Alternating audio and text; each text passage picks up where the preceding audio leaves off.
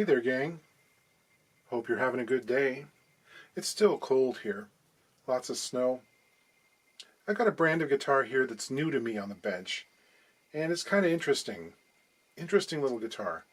This is a Caletta model from B&G Guitars. It's part of their private build series, which is the top of their line.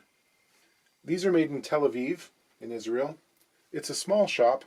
It's not a whole lot of people on staff, and if I'm reading their website correctly, these private build guitars are essentially the work of one luthier, Eliran Barashi, who is one of the co-founders of the company.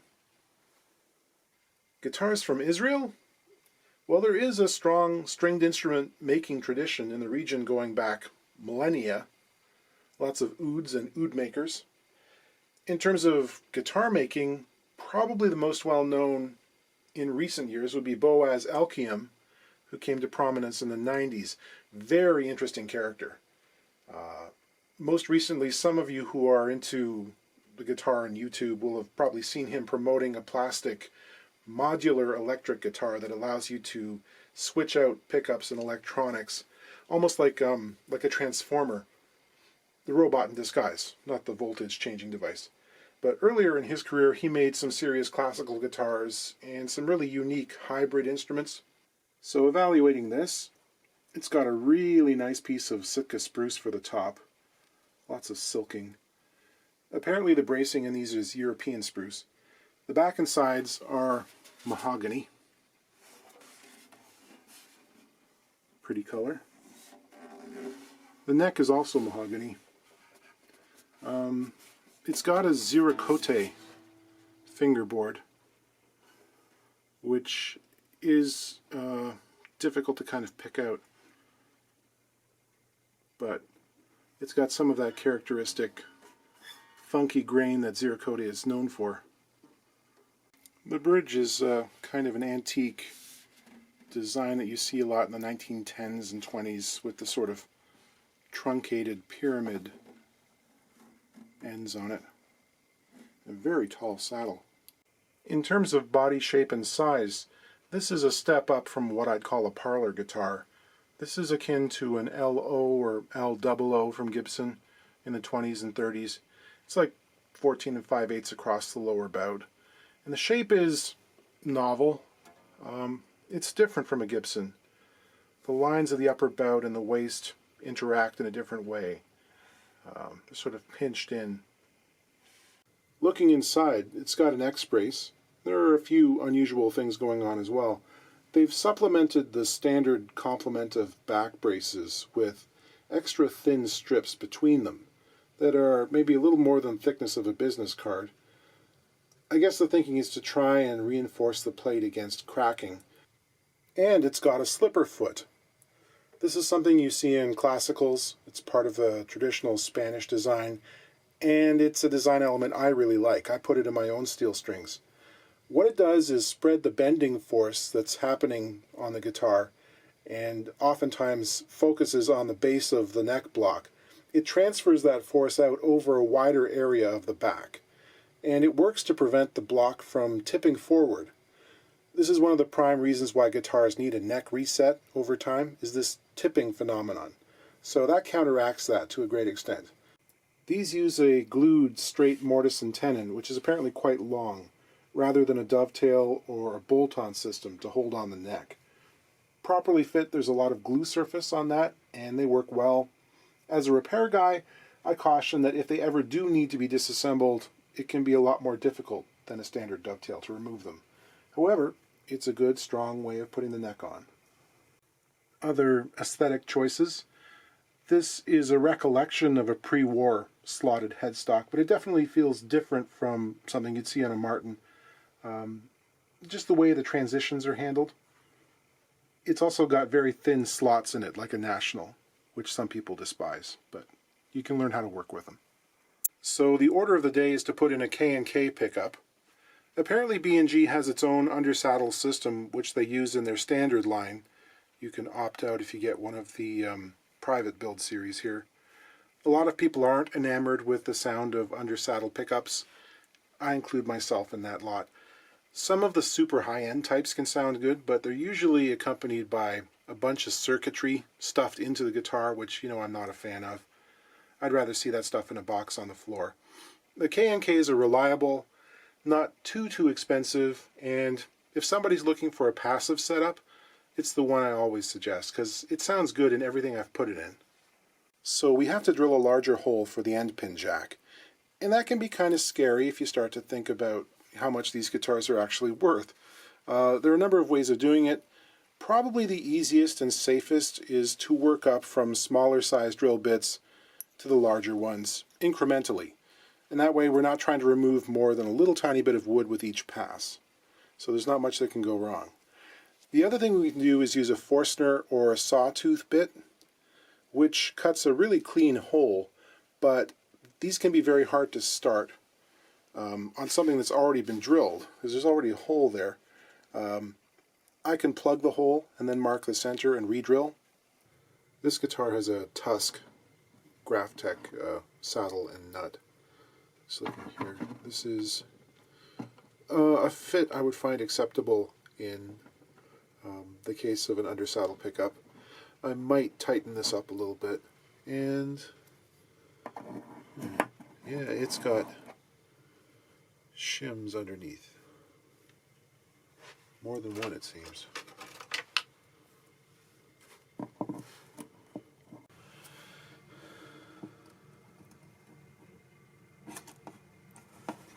No, no, no, no, no.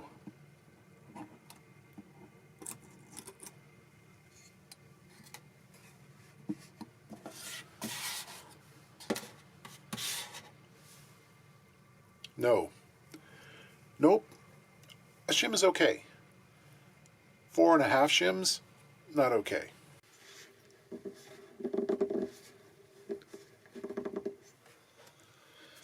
Sometimes to get an end pin out, it helps to have a set of soft jaw pliers.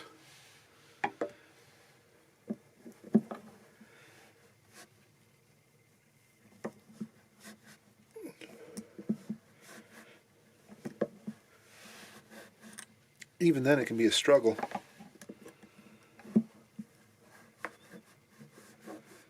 It doesn't feel like it's moved at all.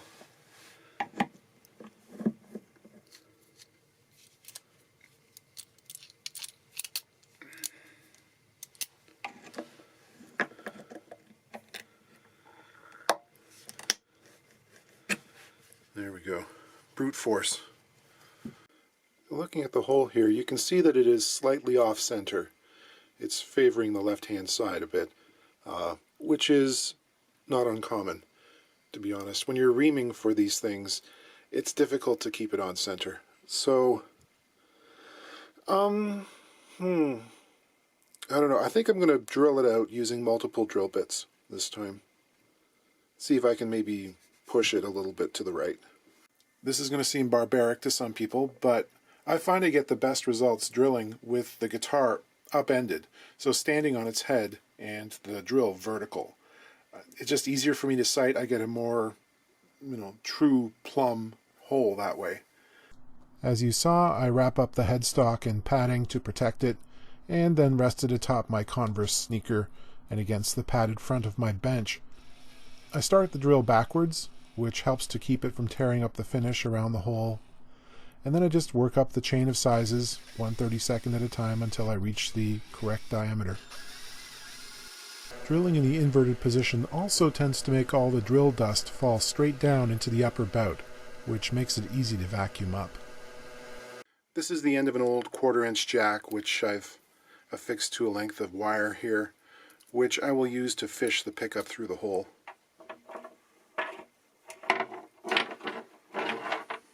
Once in position and having the depth nut set to the correct length, I can tighten up the exterior nut, holding the jack in place using an Allen key in a through hole in the jack body, designed for the purpose. I've shown installation of these things before. You can use the small plexiglass jig that they include to help with positioning, but if you've done enough of them, you can also do it by eye, or by feel, really. This sometimes happens when people bring in guitars where the dots have been mispositioned, which happens more than you might imagine, or if they've scavenged a pickup out of another guitar and want to put it into a new one and the jig is not there. I simply shine a bright light down the pinhole, and I can easily see the shiny gold surface, and then with good spatial awareness, shift my finger back about 3/16 of an inch, and it goes right where it needs to go. So you got to use gel type super glue. That gives you enough time to get things where you want them, and then you have to hold them in place for a minute. Okay, protecting the top of the guitar, applying a good amount of glue to the surface. There should be squeeze out around it when you're done. This is the finger from a rubber glove, which has been lightly waxed with some paste wax, so there's no way I'm going to stick my finger to the inside of this guitar. And yeah, just go in there and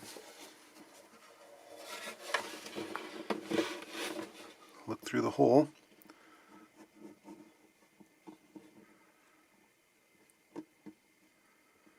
There we go. Now this first one has to be glued in line with the E string. This diagram shows the position of the pickup contacts under the saddle. So to skip over the B string, for whatever reason, the B string on an acoustic guitar tends to be much more loud in a pickup situation. Generally they have more tension on them, just because it's a larger diameter than either the E or the core that you'd find inside a G string or D, you know. So there's more mass there, and it tends to project better into the pickup. So those vibrations bleed over into the adjacent dots. I gotta let it sit here for about a minute or so with good pressure on it for my fingertip. Now if you ever want to remove one of these things, which happens from time to time if someone totally destroys a guitar, you can get in there with a single edge razor blade and just sort of slide it under the edge and peel it off.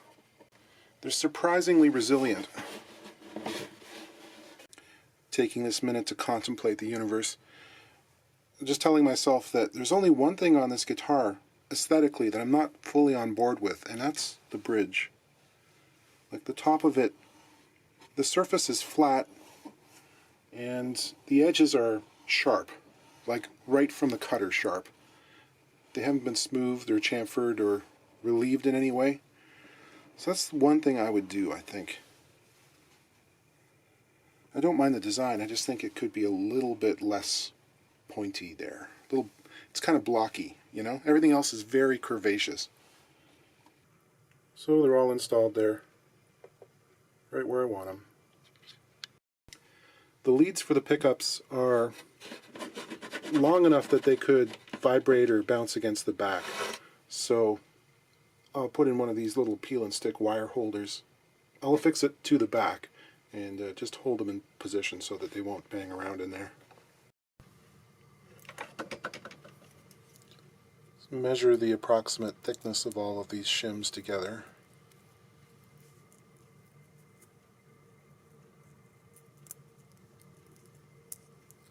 They're of different widths. So all told, that's around 93 thousandths, which is 3/32-ish. So I'm going to make myself a single shim out of rosewood, and then I'll adjust any height that's required out of the bottom of the saddle, because there's plenty of height on this saddle. Measuring the saddle length and transferring it to a prepared length of rosewood shim stock. I'll shave that to the correct dimension. I'm gluing this in place using fish glue, figuring that the fewer loose parts between the string and the soundboard, the less energy is lost crossing them. More energy usually means more volume. A smear or two of medium super glue will thicken the saddle enough to make a snug fit. Just breaking the sharp corners on the bridge. Things can look sharp without having the danger of cutting into you. Polishing, polishing, more polishing. That's a nice fit. Snug enough to lift the guitar off the bench, but still removable without pliers. We'll get it all strung up with some super light elixirs. Stringing a slot head can take some patience. I want enough string to go around the post about 3 times, and I put a hard right angle bend into it before snipping it off, leaving about 3/8 or 9 millimeters.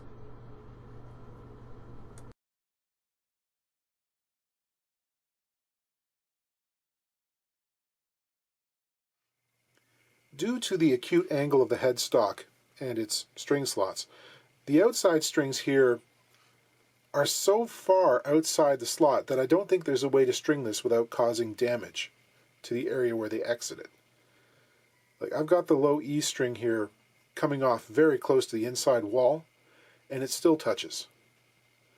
On a Martin or similar headstock, it's usual to have the A and the D strings leave the post closer to the outside of the slot rather than the inside. I can't do that here. Otherwise the A and the E will rub together.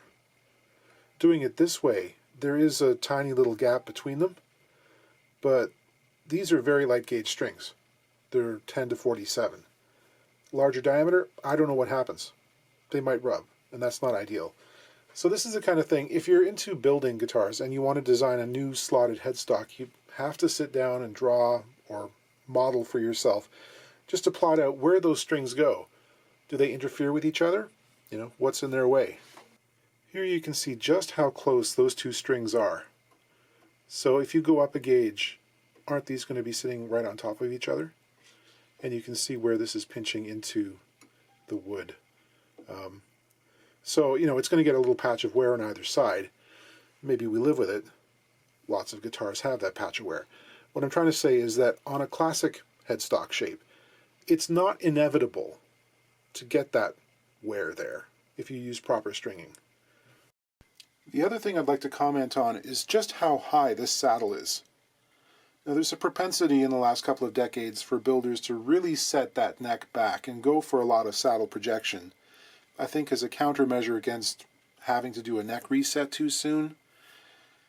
It's a balancing act again. You know, you have to make sure that this is what you want tonally, because the sound of a very high saddle can be kind of plinky, like an arch top or a Macaferry Django style guitar. But it can also mean that there's no room to raise the strings if you've got someone who likes a higher action, or in this case, normal action. Because with this thing shimmed to the same height, or a few thousandths above actually, that stack of the old shims, the action now is just over 4/64ths on the bass side, 62 thousandths or 1.5 millimeters. On the treble, 2.5, 35 thousandths, 0.7 millimeters. That's not an acoustic action. That's for shredding on an electric. It is in fact lower than I would ever normally set something like this up, but I'm not going to try and raise the saddle because it's already super high. How high is it? Try 9/32 of an inch, 7 millimeters above the surface of the bridge at the D string. And that puts the distance above the soundboard, totally, more than 5/8 of an inch, 16 millimeters. I'd have to question if this is their normal specification, because it's way beyond any standard flat top I've worked on. A Gibson L00 would have a saddle that's half this height, usually around 3 millimeters. Giving them the benefit of the doubt that this is what they intended, at the very least they weren't aiming for a vintage sound, because this bridge is not going to give it to them. Neck relief is about 9 thousandths of an inch, which is pretty typical, that's fine. So what would I do if this was my guitar? Well, I'd throw a set of 13 to 56s on it and hope the soundboard is weak enough to belly up. Because there's nothing I can do to make this into a standard setup, short of trying to reverse reset the neck. You know, not going to happen at this stage in its history. Let's hear what it sounds like.